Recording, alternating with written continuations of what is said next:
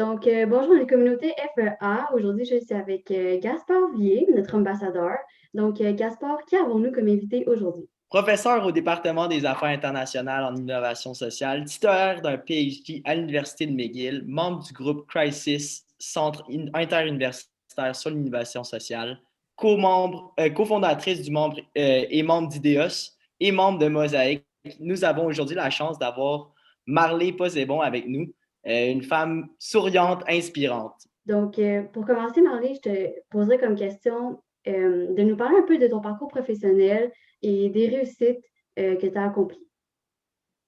OK, alors merci beaucoup pour l'invitation. C'est un grand plaisir d'être invité par nos étudiants pour parler un peu de ce qu'on fait à HEC à Montréal et un peu aussi ailleurs dans le monde. Alors, moi, je dirais que ma carrière professionnelle, elle est un peu croche parce que j'ai vraiment commencé ma carrière académique tard. J'avais déjà proche des 40 ans quand j'ai fini mon doctorat. Et avant, j'avais une vie comme consultante dans les domaines des technologies et j'avais toujours une immense curiosité vis-à-vis l'impact des technologies, justement au niveau sociétal.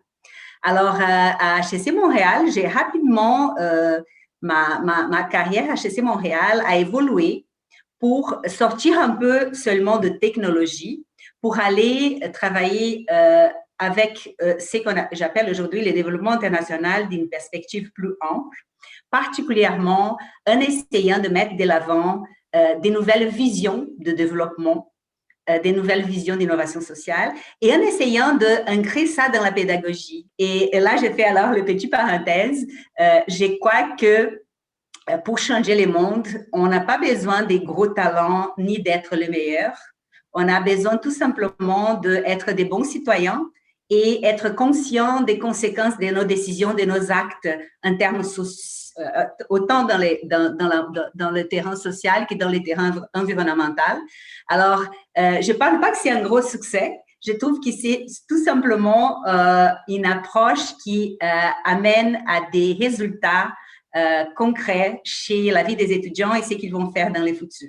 Alors, ça, c'est un aspect que je tiens beaucoup dans ma vie académique. Je vais continuer avec la prochaine question. Donc, pourquoi, tu nous en as parlé un peu du domaine de l'innovation sociale, mais pourquoi vraiment ce domaine qui est souvent mis de côté dans le monde des affaires?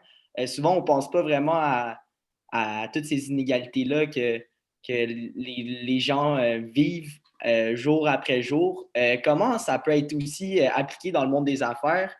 Puis que les compagnies restent un petit peu quand même assez lucratives, mais tout en mettant ce côté-là de l'innovation sociale. Je pense que ça serait cool que tu puisses nous parler d'un peu des alternatives que vous avez trouvées peut-être dans vos recherches ou peut-être avec vos étudiants.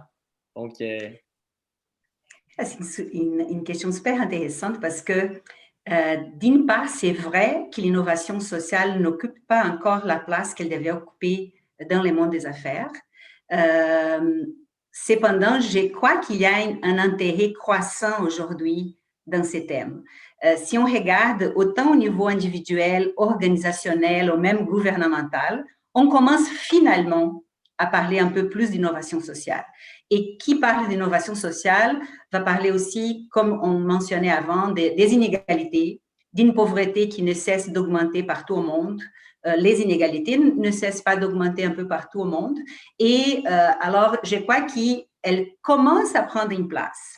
Là, il y a aussi un aspect qu'il faut faire attention. Quand un concept commence à avoir plus de visibilité, souvent, elle devient une espèce de buzzword. Ça veut dire il y a beaucoup de versions ou de visions différentes aujourd'hui dans ce qu'on appelle l'innovation sociale. Alors, c'est le premier bémol que j'ai fait, c'est quand on parle d'innovation sociale aujourd'hui, il faut qu'on se pose la question de quelle innovation sociale vous êtes en train de parler. Est-ce que c'est quelque chose vraiment pour transformer et pour mettre en question les sources d'inégalité, ou si on veut tout simplement créer un modèle d'affaires de plus pour donner accès à des produits et des services, mais qui ne vont pas régler les sources d'inégalité et de pauvreté. Je crois aussi que c'est très important de dire plus important qu'innovation sociale, c'est parler de justice sociale. quelque part. Et moi, je tiens beaucoup à deux concepts, les concepts de justice sociale et les concepts de justice épistémique. Qu'est-ce que je veux dire avec ça? Dans la justice sociale, on parle des inégalités, évidemment, mais quand on parle de justice épistémique, c'est que ni toutes les visions du monde sont vraiment écoutées, ni toutes les voix sont écoutées.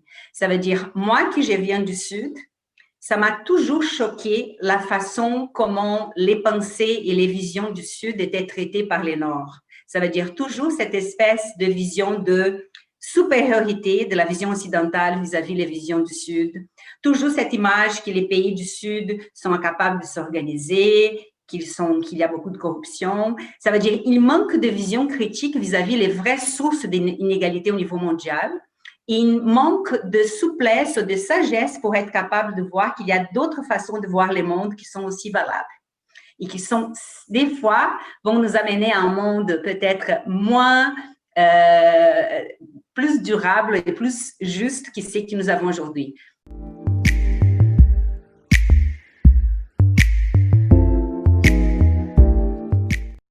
Si je peux ajouter, Marley, justement, avec la pandémie, on voit que des entreprises ayant des revenus astronomiques ont dû fermer leurs portes. On voit aussi qu'il y a un certain engouement entre entreprises, entre startups. Est-ce que c'est pas, je ne sais pas si tu es d'accord avec moi, mais est-ce que la pandémie ne nous ferait pas réaliser que justement, on a besoin de cet équilibre-là social, on a besoin de s'entraider, puis la croissance continue, c'est pas nécessairement ce qu'il faut atteindre, en fait. Je ne sais pas si tu es d'accord avec moi. Mais 100%, je crois qu'on a de plus en plus des gens qui réfléchissent sur l'importance de la décroissance, parce qu'on ne peut pas continuer à grandir en détruisant la planète comme on fait. Je crois qu'il y a de plus en plus des gens qui se rendent compte que le système capitaliste tel qu'il est aujourd'hui, il génère de plus en plus des anomalies, parce que des entreprises n'ont pas nécessairement assumé leur rôle de citoyens corporatif, social, ça veut dire les entreprises devaient avant tout servir la société et pas extraire de la société le max possible de profit à pour l'intérêt de leurs actionnaires. Alors, j'ai aucun doute qu'on aurait besoin d'une grosse transformation pour avoir un monde un peu plus juste. Et c'est pour ça que souvent, dans nos cours, on parle de l'économie solidaire. Quand on pense à l'économie solidaire, on voit que c'est possible d'avoir un monde avec des relations économiques et sociales différentes. C'est possible d'avoir un monde plus équilibré, avec plus de balance des pouvoirs et la distribution des revenus plus égale, sauf que ça n'intéresse pas encore aux grandes corporations et ça n'intéresse pas non plus au gouvernement qui représente ces grandes corporations. Alors, je crois beaucoup, c'est pour ça que j'ai tiré énormément au cours d'innovation sociale et au cours avec les jeunes. C'est vous, les jeunes, qui peuvent changer ça dans les prochaines années, dans les prochaines décennies. Et c'est à vous qu'intéresse changer ça parce que votre monde est en train d'être détruit. Et c'est à vous d'essayer de changer un peu cette balance. Est-ce que c'est via les systèmes démocratiques et représentatifs que nous avons aujourd'hui, qui a beaucoup de failles, ou est-ce qu'on va inventer une nouvelle façon de participation citoyenne aux décisions? C'est vraiment des éléments que c'est beaucoup à vous, à mon avis, de réfléchir et agir surtout. Moi, je suis presque à la retraite, bientôt je pars, mais j'ai vraiment l'espoir que les nouvelles générations vont changer un peu les choses. Alors, je n'ai pas de doute, je suis 100% d'accord avec toi, Evelyne. Là, la question que je voulais passer par la suite, c'est on est vraiment dans un monde de constant changement. Comment vous voyez la place des femmes pour repenser la société? Vraiment, le capitalisme, on dit que le système commence à avoir pas mal de failles. Puis aussi, les avancements sociaux, comment la femme, elle a sa place là-dedans? Puis, ben, c'est ça. Je voulais juste avoir peut-être votre idée là-dessus. Oui, c'est sûr que c'est très complexe quand on entre dans la question de la place des femmes. Moi, je dirais qu'une première chose, on a parlé beaucoup de justice sociale épistémique dans la partie qu'on vient de discuter. Et pour moi, c'est évident que les femmes font partie de ces groupes qui ont moins de voix pour faire partie de la prise de décision et des prises de décision qui affectent la vie de tout le monde. Alors, si on regarde historiquement, les femmes ont été toujours essentielles pour la société, pour garder les noyaux familiales, pour garder aussi les côtés des semences. Si on regarde dans le passé, les semences étaient gardées par les femmes. C'était les femmes qui, quelque part, prenaient soin de la diversité de ces mondes. Alors, souvent, on va associer ça à une énergie féminine. L'énergie féminine, c'est une énergie de prendre soin quelque part. C'est une énergie un peu moins vers la compétition, la force, et un peu plus vers quand on parle de caring, de prendre soin des sections autour. Il y a une phrase que j'aimerais vous dire, je ne sais pas si vous vous rappelez de Vandana Shiva. Oui, c'est une indienne qui est une activiste très importante. Elle a une phrase qu'elle dit le suivant: soit nous aurons un avenir où les femmes montreront la voie pour faire la paix avec la Terre, soit nous n'aurons pas du tout un avenir pour l'humanité. Alors, elle croit qu'on a vraiment besoin de faire un changement avec une énergie, un esprit plus féminin dans notre relation avec les autres et dans la relation avec la nature. Mais alors, moi, je me demandais, c'est quoi, ça revient un peu à mon autre question, mais c'est quoi le futur des femmes à la tête de ces entreprises? Puis on a la célèbre phrase que j'aime bien de Ruth Bader Ginsburg. Elle a dit la célèbre phrase « Women belong where all decisions are being made ». Puis dans le fond, c'est ça, je me demandais comment on peut peut-être imaginer que je dis pas d'atteindre le parfait sommet 50%, puis d'être complètement parfait, mais comment les femmes peuvent avoir des décisions qui vont être prises en considération, puis peut-être un esprit créatif différent, comme on est venu à la conclusion que ça pourrait peut-être être bon pour notre économie, notre égalité, notre nature, peut-être plus équilibrée. J'ai aucun doute que les femmes commencent à avoir un peu plus de place. Cependant, je reviens à ma réflexion antérieure.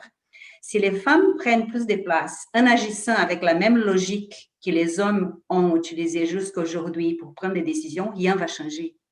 Alors, être seulement dans un poste décisionnel ou être plus dans les têtes des entreprises et des gouvernements, si on utilise la même logique que les hommes, ça ne va pas changer. Alors, ce que nous avons besoin, c'est, oui, plus de femmes, mais plus de femmes aussi qui pensent différemment et qui mènent de l'avant cette énergie féminine qu'on discutait avant. Ça veut dire une autre façon de penser les relations, moins basée justement sur la force et la compétition, sur la croissance et plus vraiment sur le bien-être, sur une autre façon de penser le monde. Alors, il faut les deux choses. Il faut qu'elles prennent plus de place, mais il faut qu'ils soient avec un autre raisonnement. Et souvent, malheureusement, on se rend compte que comme le scénario a été mis en place avec les règles masculines, ce sont les femmes qui agissent selon ces règles masculines ou qui un peu vont agir en cohérence avec cette logique-là qui vont réussir. Et ça fait qu'on reproduit les systèmes, on ne change pas les choses. Alors, il y a la réflexion aujourd'hui, c'est vraiment mettre en question notre façon de fonctionner. Si on ne met pas en question notre façon de fonctionner, on peut avoir plus de femmes au pouvoir, peut-être on ne va rien changer. Il faut une réflexion collective sur, voilà, définitivement, la majorité des gens aujourd'hui ne sont pas heureux. Ils consomment de plus en plus. Ils passent leur vie à travailler pour consommer sans avoir du temps pour vraiment faire des choses qui donnent un sens à notre vie. C'est être avec les autres. Et alors, si on ne change pas cette logique-là, je ne vois pas trop d'avenir, une fois encore.